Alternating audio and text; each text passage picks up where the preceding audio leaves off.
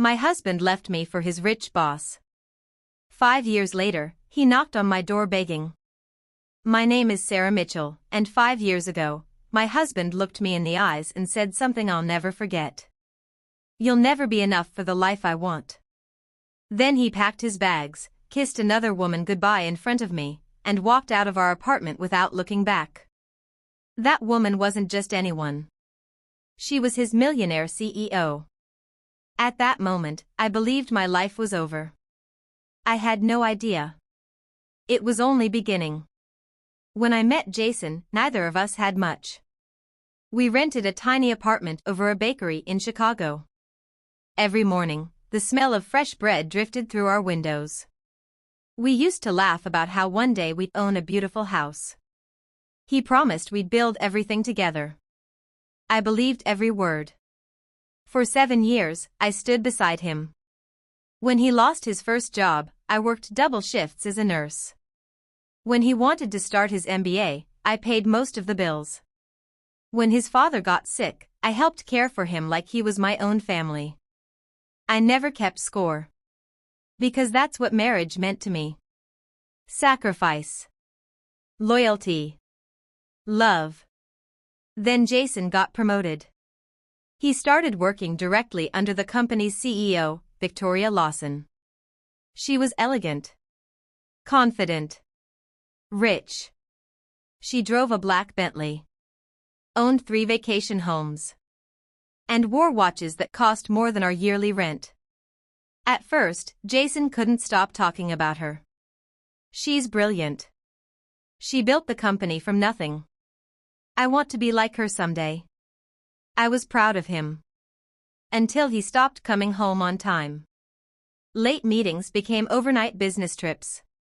Weekend conferences became private dinners. His phone suddenly had a password. Every conversation ended in an argument. One evening, I asked him the question I'd been afraid to ask. Are you seeing someone else? He laughed. Not because it was funny. Because he thought I was pathetic. Do you really think someone like Victoria would ever look at me? I apologized. I wanted to believe him.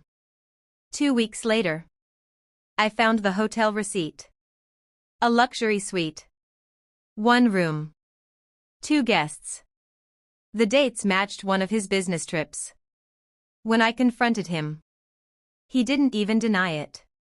He just sighed. I'm tired of pretending. My entire world stopped. You've been cheating on me?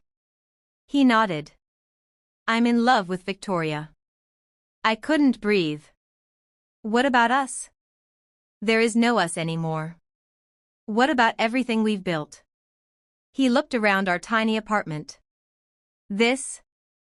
I've outgrown this life. Then he said the sentence that haunted me for years. You'll never be enough for the future I want. An hour later, he was gone. The divorce happened faster than I expected. Jason didn't fight for the furniture. He didn't fight for the apartment. He didn't even fight for the memories. He simply disappeared into his new life. 6 months later, social media showed pictures of him standing beside Victoria in Italy. Private yachts. Luxury hotels. Designer suits. Magazine interviews. The captions called them Chicago's power couple. I stopped looking after that. Some pain isn't worth reopening. Life became incredibly difficult. I worked 12-hour shifts at the hospital. Sometimes 16. I came home exhausted every night. There were evenings when dinner was nothing more than cereal because I was too tired to cook. But something surprising happened. I stopped crying. Then I started smiling again. One small moment at a time. A patient thanking me. A coworker bringing me coffee. A little girl hugging me after I helped calm her fear before surgery. Slowly, I remembered who I was before Jason convinced me I wasn't enough. 3 years later, I was promoted to Director of Patient Services. A year after that, a healthcare investor approached me with an idea. He wanted to open affordable neighborhood medical clinics for families who couldn't afford expensive hospitals. He asked if I'd lead the project. It was terrifying. But I said yes. We opened 1 clinic. Then 3. Then 8. Within 2 years, our network had become one of the fastest-growing community healthcare organizations in Illinois. For the first time in my life, I wasn't just surviving. I was building something meaningful. Something no one could take away. 5 years after my divorce, I was leaving one of our clinics when someone called my name. Sarah. I turned around. For a second, I didn't recognize him. Jason looked 10 years older. His expensive suits were gone. His shoulders were slumped. His eyes looked tired. The confident man who had walked away from me had completely disappeared. He gave me a weak smile. "You look amazing." I didn't answer. "What do you want?" He looked down at the ground. I made the biggest mistake of my life. I crossed my arms. "Congratulations." He swallowed hard. Victoria left me. I felt nothing. No joy. No anger. Nothing. She replaced me with someone younger. There was a long silence. Then he looked at me with tears in his eyes. "I have nowhere else to go." Before I could answer, a black luxury SUV pulled up beside me. The driver stepped out. "Good evening, Ms. Mitchell." Jason stared in confusion as the driver opened the back door. Inside sat someone he never expected to see. And the moment Jason recognized him, the color drained from his face. My husband left me for his rich boss. 5 years later, he knocked on my door begging. Jason stared at the black SUV as the driver respectfully held the door open. A distinguished man stepped out. Gray hair. Tailored suit. Confident smile. Jason frowned. "I know you." The man smiled politely. "Yes, we have met before." Jason's face suddenly changed. "Mr. Robert Harrison." He whispered the name. Robert Harrison was one of the most respected healthcare investors in the country. The same investor Jason had tried and failed to impress years ago. Robert walked straight toward me. "Sarah, the board is waiting. Are you ready for the signing ceremony?" I smiled. "Just give me 1 minute." Jason looked back and forth between us. "The board?" Robert laughed. "You didn't know?" He turned toward Jason. "Sarah is the CEO of Harrison Community Health." Jason froze. His mouth opened, but no words came out. "The clinics she's built now serve more than 50,000 families every month. And next week, we're opening our 20th location." I could see Jason trying to process everything. 5 years earlier, he had left me because he believed I would never become successful. Now he was standing in front of the woman he had underestimated. Robert shook my hand. "I'll wait in the car." As soon as he left, Jason's eyes filled with tears. "I had no idea." "I know. You built all this?" "Yes." He looked down. "I was wrong about you." "No. You were wrong about yourself." He looked confused. "You thought money made someone valuable. It doesn't." Silence hung between us. Finally, he spoke. "Victoria lost everything." "What happened?" "She was investigated for financial fraud. The board removed her. The company collapsed. I lost my position. My savings disappeared. I've been unemployed for almost a year." For a moment, I remembered the young man who used to dream with me in that tiny apartment above the bakery. But that man was gone long before he packed his bags. Jason wiped his eyes. "I know I don't deserve forgiveness." "No. I don't. But I need help.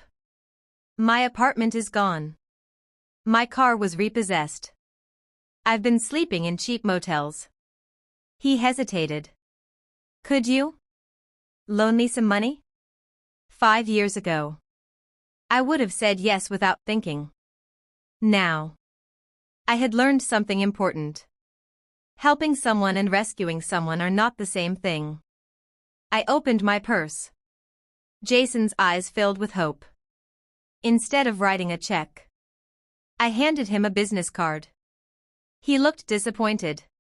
What is this? A job interview. He looked at the card.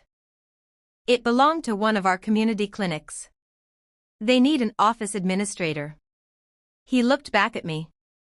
You'd hire me? I didn't say that. I said they'd interview you. You'll earn the job yourself.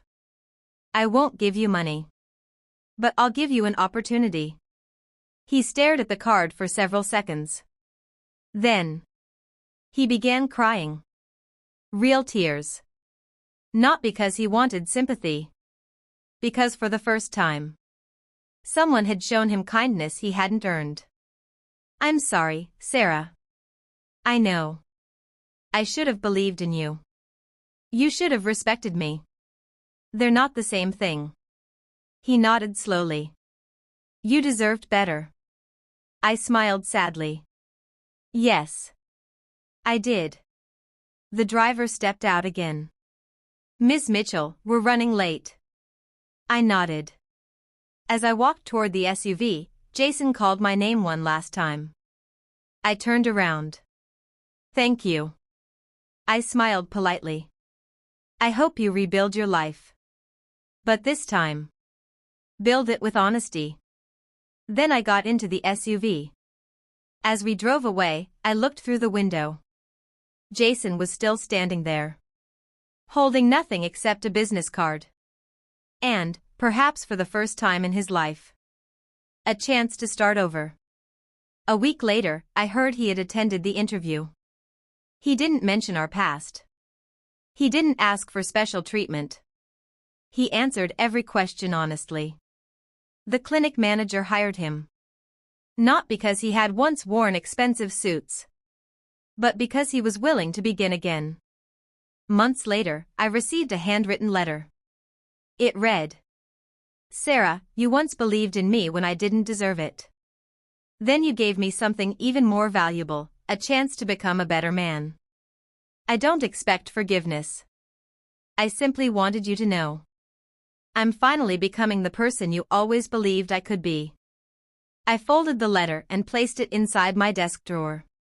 Not because I wanted him back, but because forgiveness doesn't always mean reopening a door. Sometimes, it simply means putting down the weight you've carried for too long. That evening, I stood outside our newest community clinic as dozens of families walked through its doors. Children laughed. Parents smiled. Doctors greeted patients with kindness. 5 years earlier, one man had told me, "You'll never be enough for the life I want." He was right. Because I was never meant to live his dream. I was meant to build my own.